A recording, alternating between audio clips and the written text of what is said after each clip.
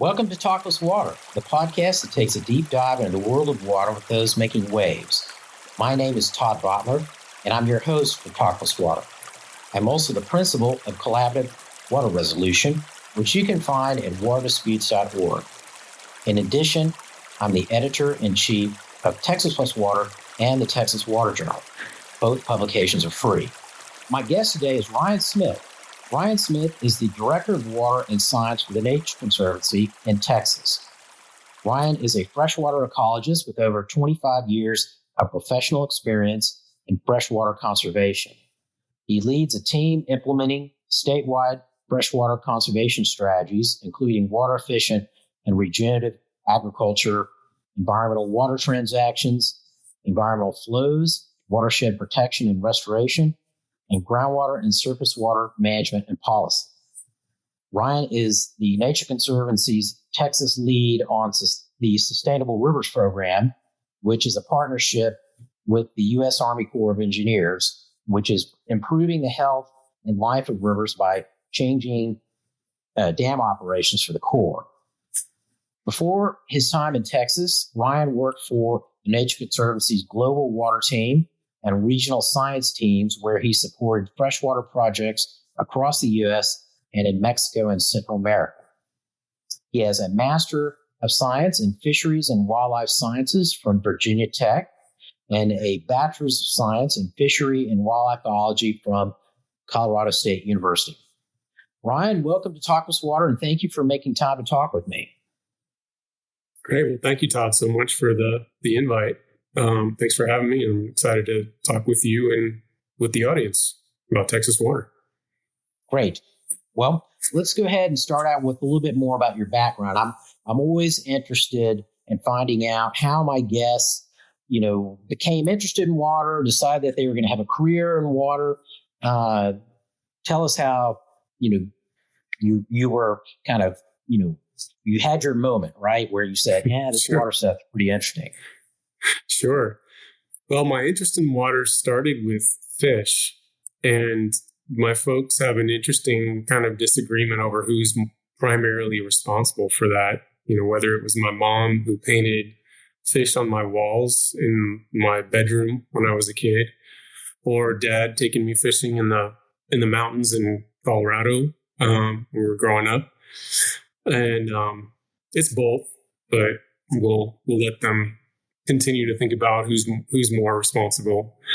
That really led to an interest in fish, in aquarium fish keeping, and fishing, and eventually led to studying fish in college. After the guidance counselor asked me, well, what do you want to study? Well, what do you like? Fish. So studied fish in college.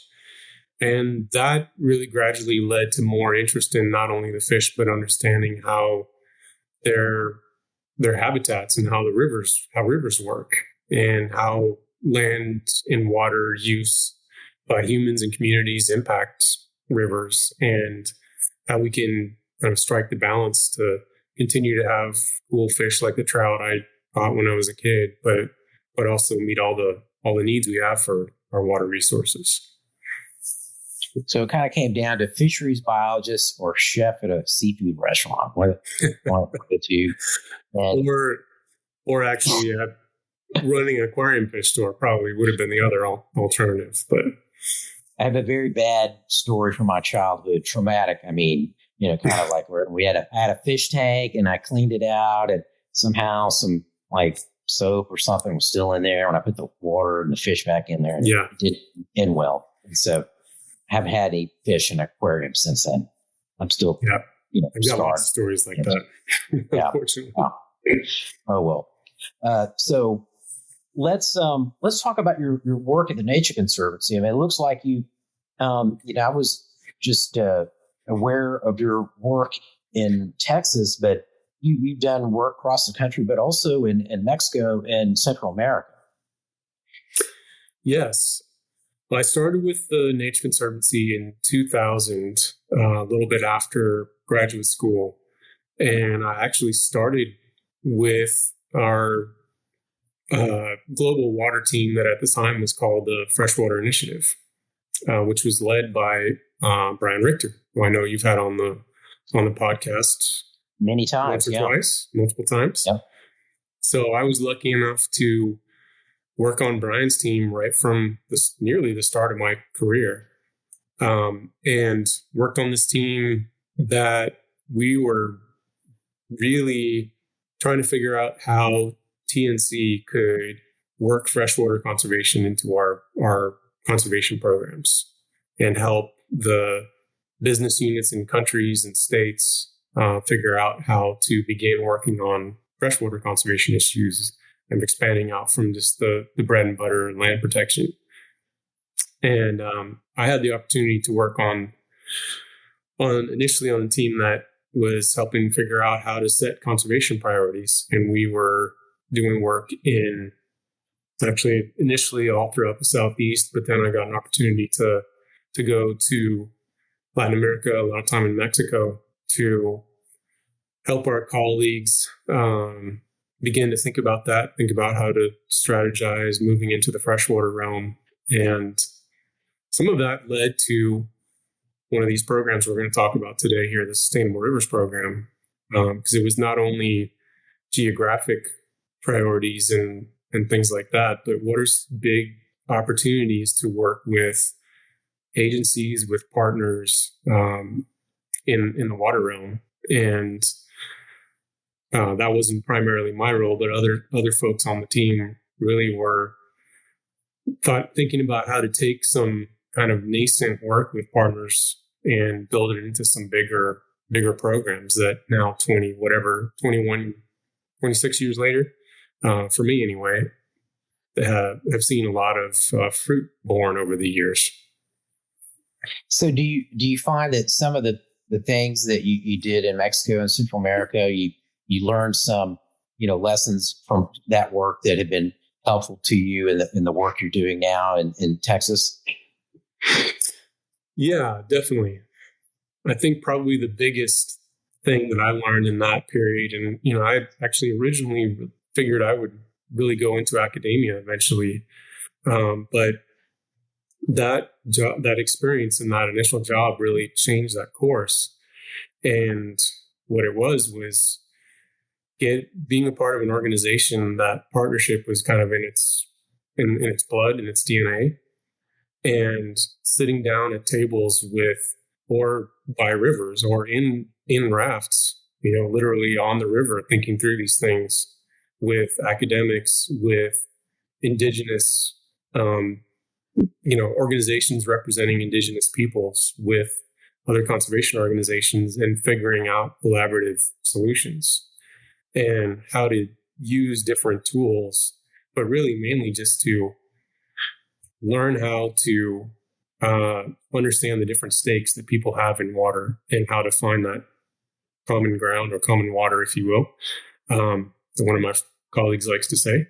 And that obviously has a lot of relevance and really is probably one of the biggest things that's needed in Texas at this time, as we're facing so many varied challenges in the water realm. Learning how to talk to each other about that and collaborate to find those win-win solutions is critical. It's tough to do sometimes. I mean, my experience has been that people, I think, assume that you can't really get there by talking. Mm-hmm. Often, they've been involved with a dispute for a while, and everybody's kind of set in terms of their positions, and it's hard to come off of them. But boy, I've seen it really, work wonders. But in some ways, the folks involved sometimes they have to spend some time fighting before they get that out of their system and they're willing to sit down and talk. I hate to say that, but it seems that that's often the case. And it also helps if you're nearing retirement and you're like, I've been working on this thing for 10, we've been fighting about it forever, and nothing has happened. And I like to see some resolution before I head off into my retirement. Yeah. So, Yeah. Well, let's talk about our main topic, which is the Sustainable Rivers Program with the Nature Conservancy. So tell us about that program, what its goal is, when it started, and just you don't need to confine your comments just to Texas, and just in general. I'm very interested in learning about that. Absolutely.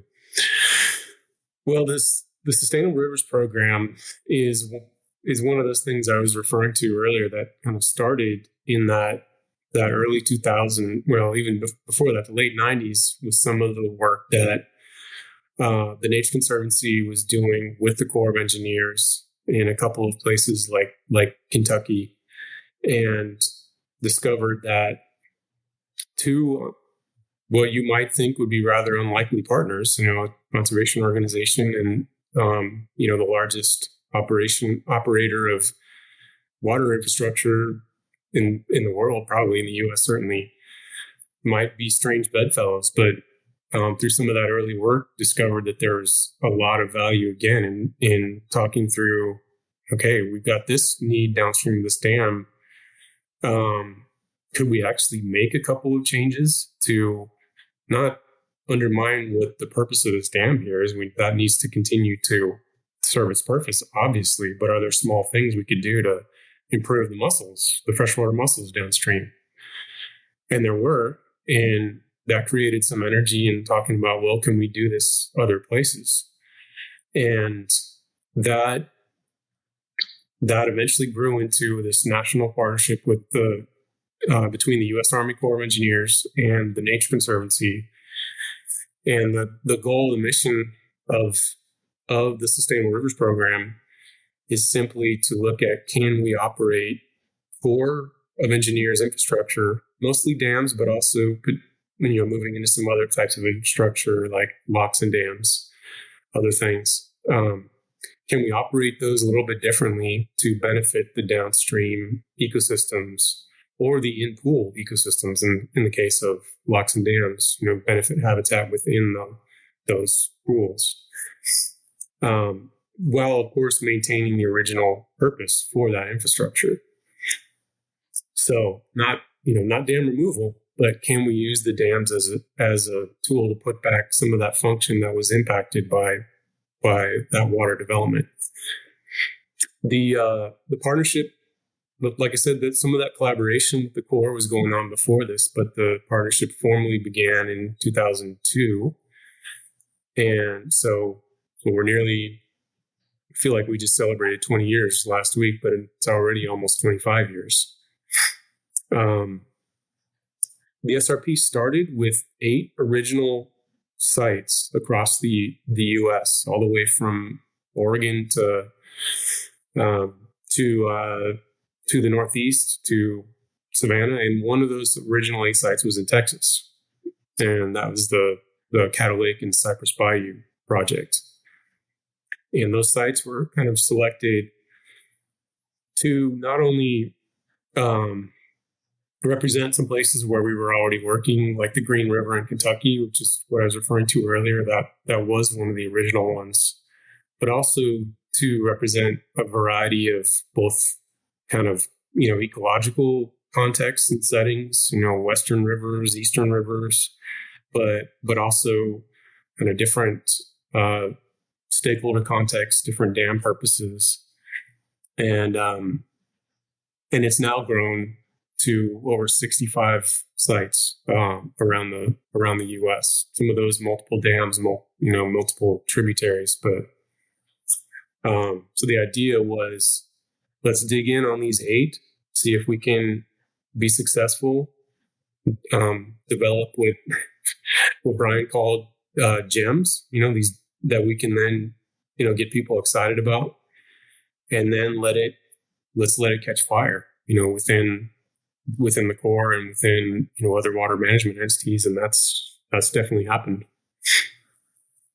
So have a little experience with this in Central Texas, where we were working with the Corps on changes to how they were releasing water from Canyon Dam, Right. and it's a tough thing to get the Corps to change how they're doing things. I mean, not that they're not open to it, but they have to go through a lot of hoops to do that. It's not Right. a simple thing for them to do. And so, I'm very interested in how y'all have achieved success at 65 different dams. Is that what you said? 65 sites. Actually, some of those are multiple dams. Dams. I don't have the actual number of dams, but for instance, one of those sites that we're working on now, talk more about this in a little bit, but the Brazos Basin potentially could have up to 9 dams. Not yet, but so there's some of those sites that are just one, some are all essentially small basin or watershed type programs. So is the focus primarily the Endangered Species Act? Is that, thinking about some of the places you mentioned, and you just mentioned the Brazos, and I'm thinking about the freshwater mussels associated with the Brazos. And so I'm just wondering, is the ESA kind of the main driver? No, I wouldn't say so. I think, in fact, in some cases, places where there's really complicated ESA linkage, it creates even more challenges. Right. And I think the usually the places that become an SRP site are ones where it could be an endangered species trigger, but it also could be a variety of other kinds of challenges that either the conservation organizations and wildlife agencies are trying to address, like a water quality challenge or erosion, or it could be on the core side as well. If they've got, where they're facing some of those same kind of issues, but from unhappy, landowners along rivers downstream. And really the sort of Venn diagram, I guess, if you will, of interest that becomes an SRP site is one where there's some interest in some downstream benefit of changing a dam operation. Could be an endangered species, but definitely doesn't have to be. And then also enough operational flexibility to allow that to happen. When those two things overlap, then that has potential to grow into one of the SRP sites. So do you find that thinking about the construction of these projects originally, I mean, many of these dams are, Canyon is a good example. That's what, 1963, 64. There are many federal dams, Corps dams are older than that, and a lot changes between the construction of that dam and today. I mean, you've got a changing climate, but you also have changes in the watershed and changes in terms of, kind of the, purposes for which the dam is serving in some ways, or the constituents for the different services that the dam provides. And so I'm curious about that. Is some of the flexibility, developing because you have various changes from when the project was first constructed to present day? Yeah, it's a good question. I think there can be some cases like that. I think the shift that leads to, to the Corps asking the question, what could we do to help with our operations here? It may not so much have to do with the shift in the setting, but in their awareness of what is feasible, what is possible, and willingness to think outside the box a little bit. And, because that's really what's happening here is with this program, and very much with the Texas examples, is we see that actually the biggest stakeholder probably in having a healthy river downstream of the dams is the Corps. And once we find that there is that kind of mutual interest, and that through oftentimes through telling the story of how this has happened at other Corps dams, they realize that, this can be done even within the flexibility possibly of our existing rule curve, and within our existing water control manual. We can make some small tweaks here if we look closer. And so it's really kind of overcoming that, or increasing that realization of what actually is feasible. Sometimes those things that are changing can actually lead to even more constraints. And maybe we can get to this in some of the challenges facing some of the Texas work populations are growing, getting drier, even reservoirs filling, sedimenting in. It actually probably just as often is creating new additional challenges. You said something that I want to make sure I comment on about the Corps staff who are operating the dams. I think sometimes when you're in the middle of a issue having to do with operation of a dam, the public often forgets that the folks who work for the Corps, who are managing that facility, they care about the river. It's not that they don't care, but they have to operate under various constraints, and the various interests associated with management of that river. They often have positions which are at odds with each other, and so the Corps kind of gets caught in the middle, and it's a tough place to be, and could be very difficult to navigate.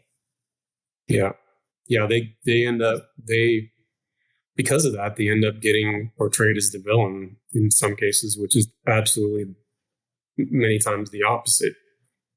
So, yeah. Right. Well, let's go ahead and talk about the Sustainable Rivers Program in Texas. Now, you mentioned Caddo Lake and Cypress Bayou. Why don't you start there, and then maybe tell us about some of the other places in Texas that are part of this program. Sure. Yeah. So Caddo is one of the original 8 SRP sites. Got to be one of the 8 original guinea pigs too. And the work at Caddo, some of the groundwork began before this, but really was launched in 2004 with one of the initial workshops that we always hold with stakeholders to frame out the opportunities and the interests. And the flow recommendations were developed in 2005. And this is kind of one of the key steps in the SRP process is we gather the information, and then we take that information, existing data, at that time using tools like the indicators of hydrologic alteration. We've got all kinds of wonderful tools that the Corps has developed now to help even more with this, but then take that and develop a set of flow recommendations for that dam or dams if it's more than one. And then begin a phase of evaluating the feasibility of releasing those, and then hopefully eventually, at least experimentally to begin with, releasing some of those flows and see if the system responds the way we expect and how it works for the infrastructure. So the Corps at Caddo has been pretty soon after 2005 started with a couple of experimental kind of flow pulse releases, but really since 2011, in collaboration with Northeast Texas Municipal Water District, has been releasing really the entire low portion of the flow regime, the monthly base flows and some pulses, really since 2011 until earlier this year. And then one of the ultimate goals in the SRP side is what we call the incorporate phase. So when they start implementing, that goes into what we call the implement phase. But the incorporate phase is when the Corps then takes those flow recommendations or some portion of them and actually incorporates it into oftentimes a water control manual, but into the operational framework. And that step was taken at, I should have said this is at Lake of the Pines in the Cypress Basin. That step was taken in 2018 with the water control manual revision that took place or was finalized in 2018. And the flow recommendations are in the water control manual currently, not as the rule curve or as requirements, but as goals to meet both in the conservation pool and in the lower portion of the flood pool.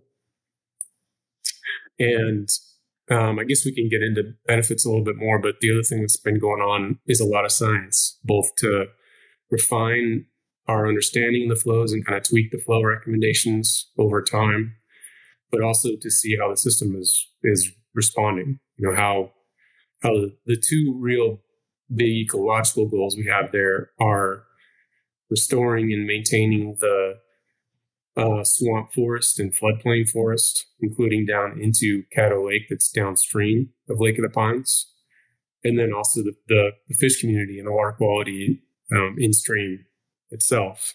And so we've spent a lot of time doing monitoring and science to understand that and seen some good response. So Caddo Lake, just thinking about that, the dams in Louisiana at Mooringsport. And so right. Does that mean, you're working on a project like that? I'm guessing you've got, in addition to the Corps, maybe, as you mentioned, North Texas Municipal Water District. Is that one of the players? And then you've got Carson Wildlife and the Water Development Board. I don't know, TCQ, and then you've got the associated state interests in Louisiana as well. Right. Yeah, and that hit nearly all of the key partners. The other really important partner is the Caddo Lake Institute. That local NGO in that area that is really, the communities are the key stakeholder, right? I mean, they're always, what it boils down to is any kind of program going to serve the communities, and Caddo Lake Institute's one of the real ways we're meeting and engaging with those communities out there. Yeah. So where else in Texas do you see the SRP program? Yes. Or I should say, I can't say SRP program. That's redundant, right? It's the SRP. Yeah, what's worse is when it was first formed, it was the Sustainable Rivers Project. So I'll still catch myself saying that sometimes. But yeah, so lots of repetitive acronyms. Yes, so that whole strategy of let's dig in on some places, show successes, and then look for opportunities to expand.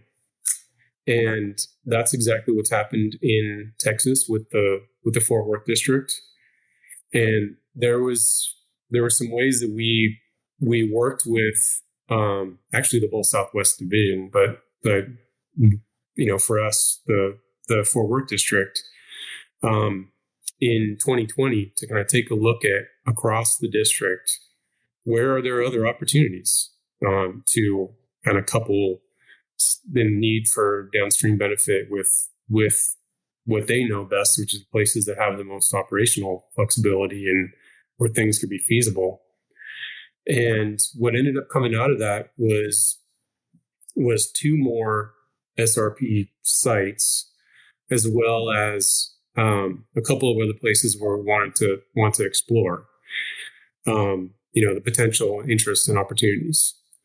And the two sites that really launched after that time, and that was 2020, around when we did that kind of analysis. But very shortly after that, we launched new sites for the Brazos Basin and also the lower Neches. And so not the the upper, but the core dams in the Neches are Rayburn and Steinhagen or Dam B.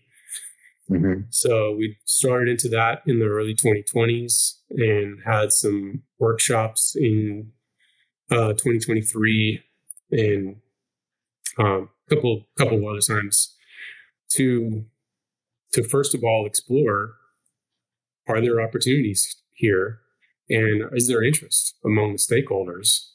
And then for both those basins, we've taken that second step where we've not, the great thing about Texas is we don't have to start from scratch in many places in thinking about environmental flow targets. But what we did in both those places is had a workshop to look at how can, what are the ecological needs downstream, and how can we start from some of the existing flow standards like the Senate Bill 3 standards, and think about target flows for these areas. And now the Corps is actually in the process of using some of their operational models and also some of the hydraulic and ecological models to look at some of those flows that were recommended to target initially at a subset of dams, and are those feasible? And then then the goal is to go into, well, let's start with implementing some of these that are doable within their current operational structure. And the thing that's a little bit different about those is in both those cases, the Brazos and the Neches, lower Neches, is the Corps is really taking a look first at the flood pool operations, not so much going to those river authorities and stakeholders and asking, to making another ask, but looking at how can flood pool operations, especially the lower flood pool, when it's safe, how can that actually help meet environmental flow standards? And, what can that bring to the table in trying to, strike the balance in those areas? One other thing I'll just mention real quick too is we've also had some initial stakeholder discussions for the Trinity Basin. That's another one where there's a lot of core infrastructure, and continuing to talk about whether there's anything that the SRP can bring to the myriad of challenges facing water management in the Trinity. So I did almost 40 years ago a little field work on behalf of the Fish and Wildlife Service when I was a volunteer or intern, whatever it was, below B.A. Steinhagen. And of course, the interest was change in hydro period below the dam.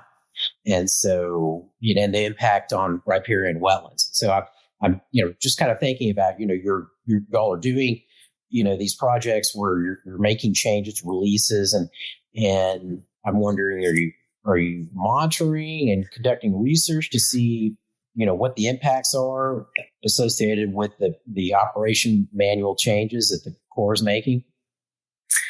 Yeah, absolutely. So the next, that is definitely the key step. Once we've, in the life of an SRP project, once those flows have been recommended, we've looked at feasibility, that there are things that can be done within the operational constraints and within the infrastructure constraints. Then the next thing to do is to exactly that, kind of establish the baseline and get that monitoring in place, whether it's just water levels in the river below or in the lake pool itself, or it's key ecological monitoring for, target fish or mussels or whatever, get that in place. And where we're at in those two projects, including the NACHES, is we're still in that very much in that evaluation phase, and and need to continue to collaborate not only with the Corps, but in that case with Lower Neches Valley Authority, to continue to look at what some of those recommendations have been made and what's feasible. But we have in that time also been sort of updating the knowledge on ecological conditions. Fortuitously, the Texas Comptroller funded a fishes study where we've kind of updated our understanding of what the ecosystem looks like from the fish perspective below the reservoir. And all that will go into not only detecting any changes down the road if we ever do get to implementation, but also help inform, all right, what are the target kind of flow components that we really need to see if we can think about doing first. Like a flow pulse, a small flow pulse in the spring to help with reproduction. Or is it, we got to, see if there's any even weeks or months that we could help keep base flows a little bit higher in the summer by slowing down the flood pool evacuation. So that baseline data is informing that. And then again, if we get to implementation, then it'll be there so we can detect changes afterwards. So kind of stepping back a little bit and looking nationwide, what are some of the conservation benefits that you attribute to the Sustainable Rivers program after 25 years of being in operation? Yeah, it's really exciting to me as someone who's kind of not only dug in on some of the projects in Texas, but also tried to think about regional priorities and how do we develop strategies that can improve not just one place, but places around the U.S. And that's definitely happened.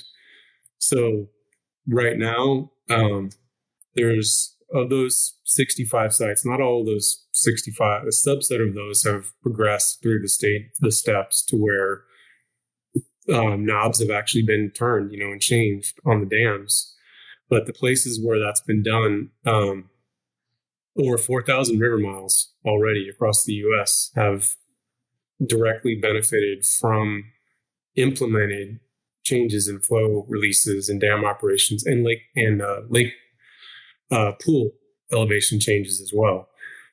So 4,000 river miles, over 100,000 acres, may even be a couple 100,000 of wetland and lake habitats that have benefited from that. So it's exciting to me because I don't know how many programs I can think of that in one program we've affected rivers across the U.S. and genuinely seen improvement in over 4,000 miles of river miles. It's pretty exciting. So are these 65 different areas where the program has been active? Are they concentrated in one part of the country? Are they pretty evenly distributed? What's the geographic distribution? Yeah, more or less, it follows the footprint of the Corps. So there's some places in the U.S. like the Colorado Basin and in the West where Bureau of Reclamation has more of a footprint in the reservoirs than the Corps of Engineers does. But pretty much wherever the Corps is present, there's not by any means not all the dams or all the rivers, but it largely follows their footprint. So actually, Texas, in TNC, the Texas business unit is part of our Great Plains division, and I can't remember the percentage right now, but it's a pretty sizable percentage of the core dams in the program that are in those Great Plains states. The Missouri Basin, Mississippi Basin, Arkansas, and then some of the Gulf tributaries. But there's also a lot in the South, in the Northeast, the Ohio, and in the Northwest as well. So it's pretty scattered, or not scattered, pretty spread around. And one thing we can do is get you the links to some of the information pages on it. And I can't show a map right now on the podcast, but you can get a link of the current map of all the sites. We'll put that in the show notes. Yeah. Just you mentioned reclamation. I'm just curious, has there been any attempt or any thought about expanding this program to include the Bureau of Reclamation's projects? Absolutely, yeah. And they're not necessarily the Sustainable Rivers program, but discussing similar things with them. I know there's been several efforts on that over the years. I can't actually speak to that with any current knowledge as to what the current status of thinking about a bureau-wide program. But similar to the Corps before the SRP, there are definitely places where the Conservancy and lots of other partners are working with the Bureau on similar things.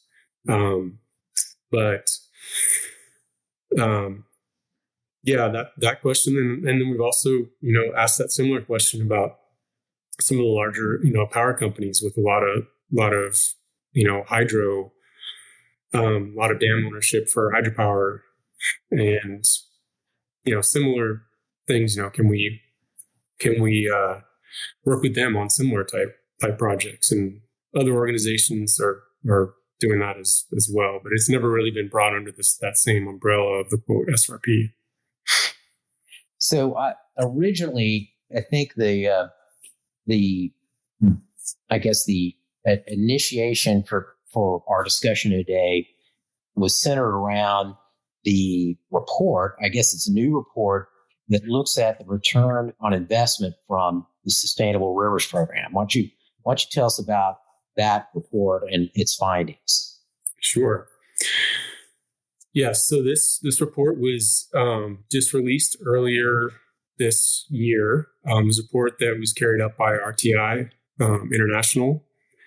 And the goal of the report was simply to look at what is the return on the investment of, and specifically looking at the federal investment in the SRP, and what's been the return for that money invested in the program.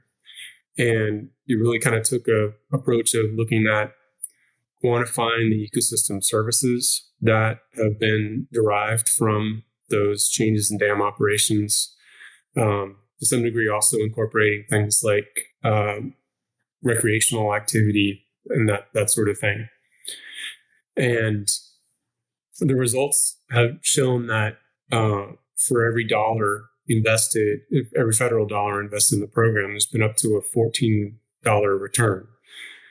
And I have to look at these figures because I can't make my own brain remember them, but an estimated 243 to 265 million in overall net value to the program by 2040. So it didn't just look back, it looked forward to kind of what can be expected from continued investment in the SRP. And there were 4 sites that there was some SRP-wide synopsis done, but really it was focused on 4 sites that are pretty mature projects and have gotten to that phase of incorporate, either implement or incorporate. And Caddo and Big Cypress was one of those 4 sites. And the result there was that that within 5 years, that the net value was over 2.86 million in benefit, and the cost ratio for Caddo was 7.89. So an ROI of 7.89 of the federal dollars invested there. And I think a key thing that I would want to highlight there is that these are benefits to those communities in that area in terms of strengthening fisheries. That is really, the basis of a lot of important, tourism and recreation in that area, reconnecting floodplains, balancing some of the flood resilience challenges that watershed's facing, and really supporting those rural economies. So, at a high level, that the report really put some really creative quantification to what we all know. That is, we're getting a lot of return for the investment in the SRP. So let's kind of go. I hate this term. I'm going to use it. Granular. I hate. Mm-hmm. I don't like using it the way I just used it. So let's take a closer look. How about that? Mm-hmm. Okay. The challenges that dam operations are associated with, and how the SRP has helped the Corps and some of the other organizations who are involved in Mm-hmm. issues related to dam operations. How those partnerships develop? What are they addressing?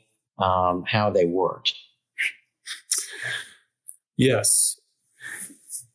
So the biggest and most obvious, I think, constraint or challenge that we run into is that, I guess you could look at it as a challenge, but really a factor is that, these dams were built for a purpose. They're there for a reason. There was a need, and those needs haven't gone away. So we need to make sure that whatever we do works within the constraints of continuing to meet those needs, whether it's flood risk reduction, whether it's water supply, et cetera.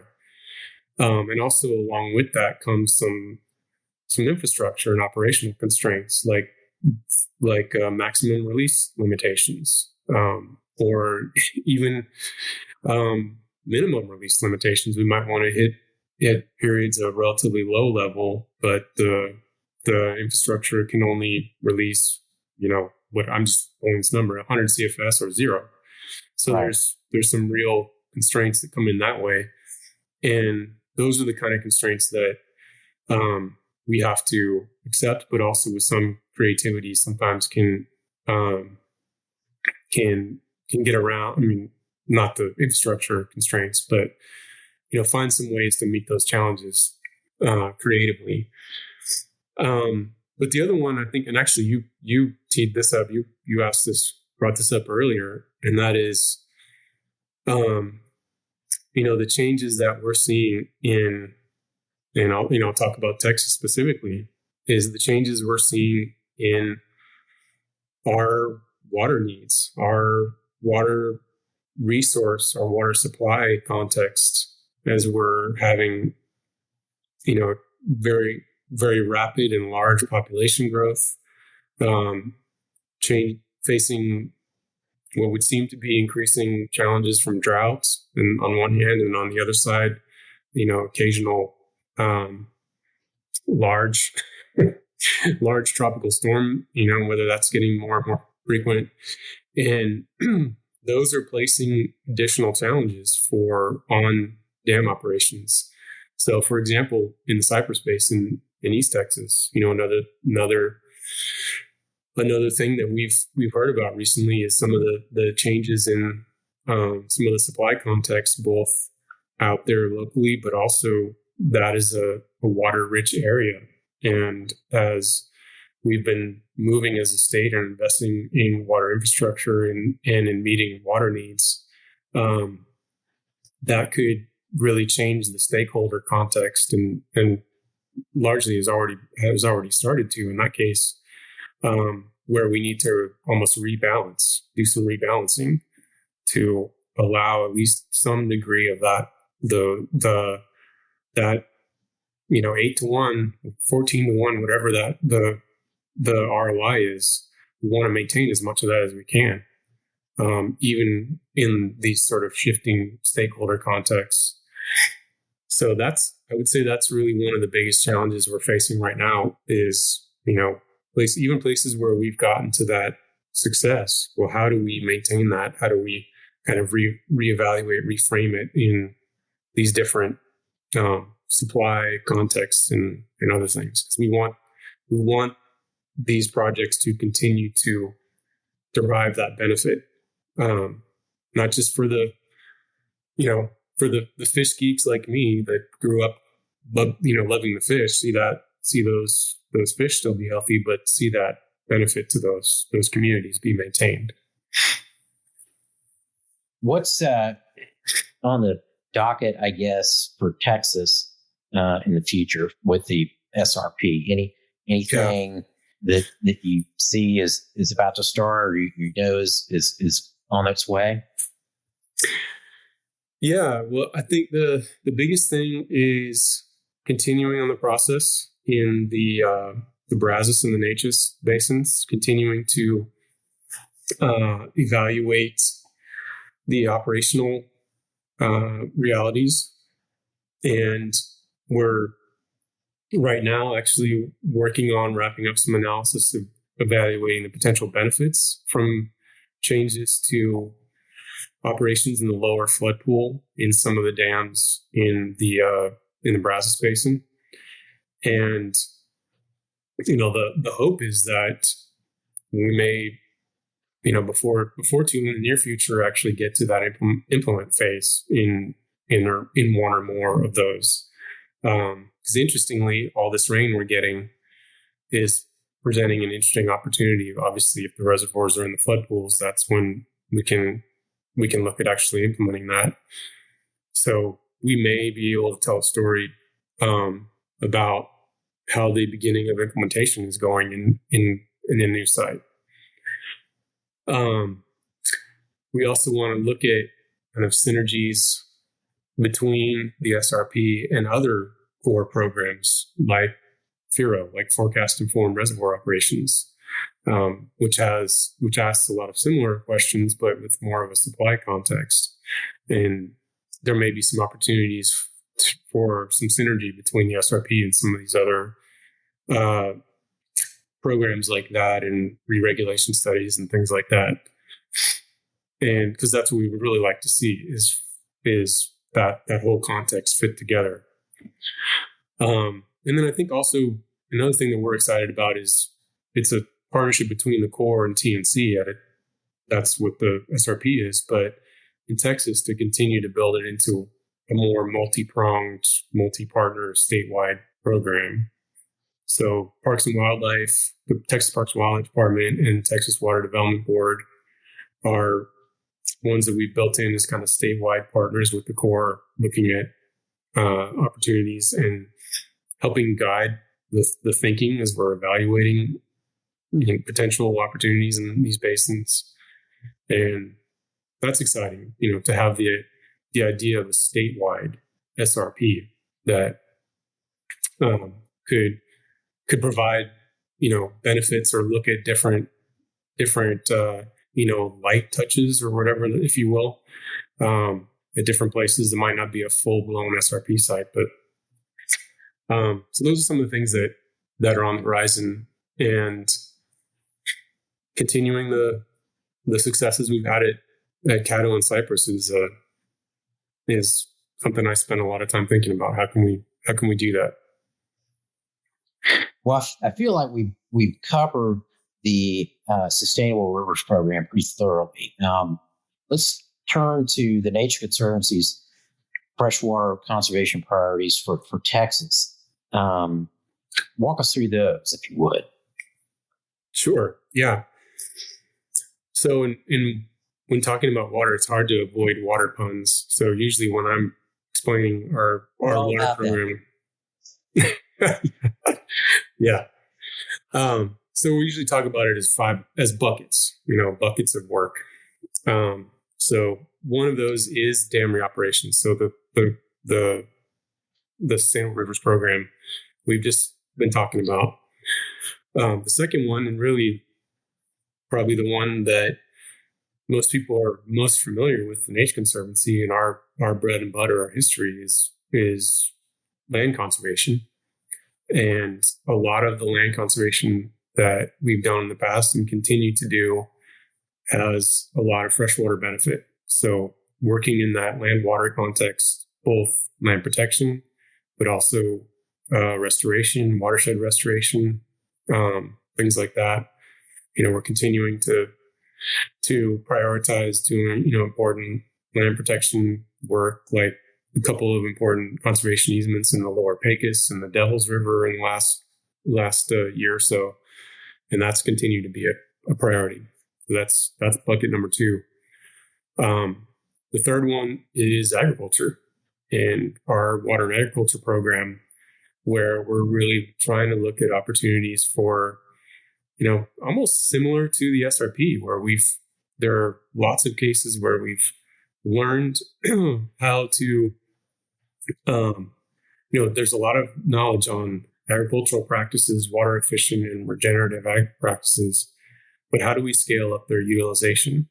How do we work in the supply chains and the agricultural systems to, increase the utilization of those practices for water benefit and all kinds of other benefits. That's the third one. Fourth one is groundwater, surface water management and policy.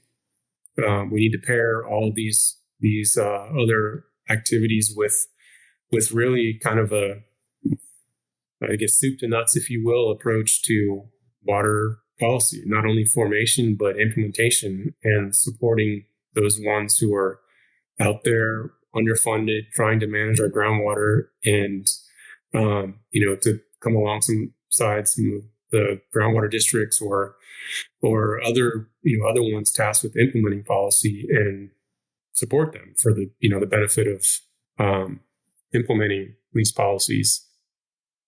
And then the fifth bucket is one that my team doesn't really lead specifically, but it's out of our climate team, and that is natural climate solutions with a freshwater focus. So, looking at drought resiliency, which overlaps a lot with those other ones we just talked about, but also flood resiliency and increasing use of green infrastructure for meeting that challenge of too much water and making our communities more climate resilient.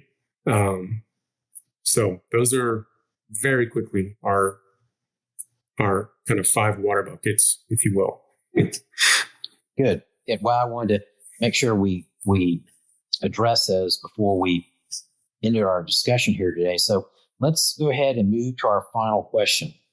How can our listeners find out more about your work and the Nature Conservancy Sustainable Rivers Program? Yes. So I would point the listeners to follow TNC Texas on social media. We've got presence on all the main outlets, and you can jump off. It's a good jumping off point to some of our other resources, informational videos including some really great videos that have been done on the Sustainable Rivers Program. Also our website at nature.org/Texas. And we can get you the links to some of the specific water program websites and videos. But where, folks can both read more, but also, watch some really nice videos, including some ones we just did in collaboration with the Day Tripper for Texas folks who are familiar with that program and PBS. So some good, some really great resources out there to learn about the work. So we'll try to include links to those when you send them to us in the show notes, so that anybody who, if there is anybody listening to this, I never really know for sure. I hope that there is, but if you are listening out there, you'll be able to find out more about what Ryan was talking about by going to the show notes for this podcast. So Ryan, I think that's it. Thank you for joining me today. I learned a lot about that program, which has been around a while, 25 years, but I didn't know too much about it, quite frankly. Well, thanks so much for the invite, Todd. Really enjoyed talking with you, and hopefully the listeners enjoyed. And feel free to contact us through the website if folks want more information too. Well, this has been Talk with Water, and my guest today was Ryan Smith, the Director of Water and Science for the Nature Conservancy in Texas. I also want to thank you, the listener, for spending your valuable time on this podcast. Finally, I want to give a big thank you to Anna Jones and Sarah Wingfield at the Meadows Center for Water and the Environment at Texas State University for getting this episode of Talk with Water ready to flow. See, there's our water flow. If you enjoyed our discussion today, please subscribe to the podcast and leave us a review to let us know how we did. This is Todd Butler. Let's talk water again soon.